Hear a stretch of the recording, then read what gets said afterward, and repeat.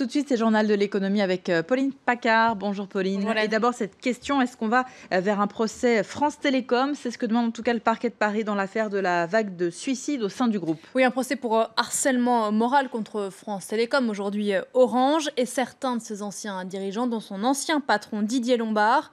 La direction est soupçonnée par le parquet d'avoir mis en place dès 2007 une politique de déstabilisation des salariés, un climat professionnel anxiogène pour pousser les salariés les plus anciens à quitter l'entreprise dans un contexte d'ouverture à la concurrence. Une grande partie de ces salariés étaient des fonctionnaires qu'il était impossible de licencier. Il y a eu entre 2008 et 2009 au moins 35 suicides liés à cette politique chez France Télécom. C'est désormais au juge d'instruction de décider la tenue ou non d'un éventuel procès.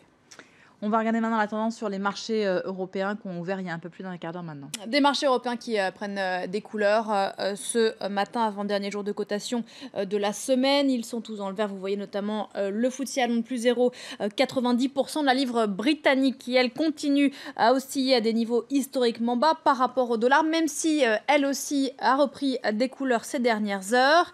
Plus 0,26 pour la livre par rapport au dollar qui est à 1,26 $. Un impact congrès tout de même immédiat de cette livre relativement basse pour les touristes britanniques qui s'apprêtent à partir en vacances en France ou en Espagne, qui auront un pouvoir d'achat cette année nettement amputé. Et puis un mot des marchés asiatiques qui ont conclu la séance en ordre dispersé. En tout cas, le Nikkei est à moins 0,67%.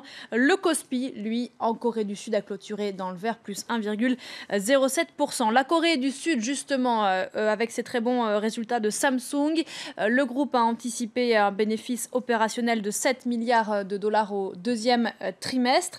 C'est plus que prévu.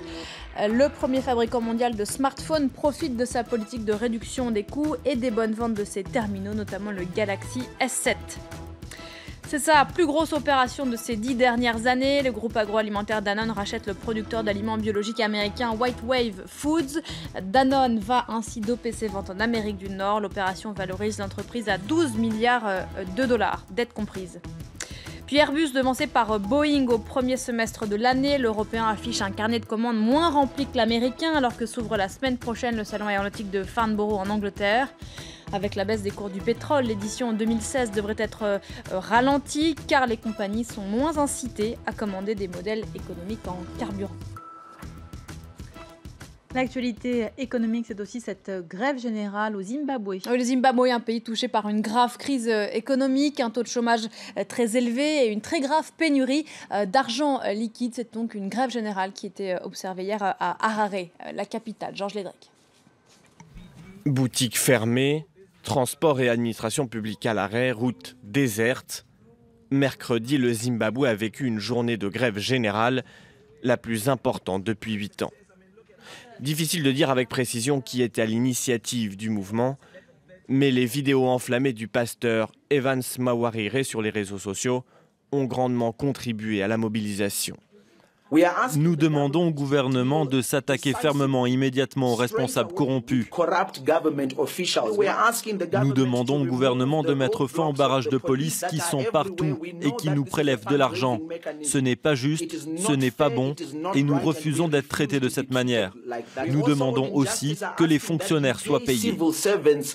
Les caisses sont vides car le pays est isolé sur la scène internationale, boudé par les investisseurs et victime d'importantes sécheresses depuis 2 ans. L'effondrement de l'économie remonte en réalité à l'hyperinflation de 2008. La monnaie du pays est alors la plus faible au monde. Des billets de 100 000 milliards sont mis en circulation, leur valeur à peine 10 $. En 2009, la monnaie locale disparaît, remplacée par le dollar, le yuan ou le rand sud-africain, des devises étrangères qu'il est de plus en plus difficile de se procurer. Sans monnaie pour organiser les échanges, commerce, industrie, transport, tout tourne au ralenti. Aujourd'hui, 72% de la population vivrait sous le seuil de pauvreté. Ce sont des jeunes au chômage. Il y a beaucoup de problèmes. Ils n'ont rien à faire et d'une certaine façon, ça les occupe. Ce n'est même pas politique, ce sont juste des gens qui sont frustrés. Le Zimbabwe est dirigé d'une main de fer par le président Mugabe, âgé de 92 ans. Lundi, des chauffeurs de bus et de taxis ont manifesté contre les violences policières. Des dizaines auraient été arrêtés. Une nouvelle journée de grève générale devrait avoir lieu mercredi prochain. Et c'est ainsi qu'on referme ce journal de l'économie. Merci beaucoup Pauline.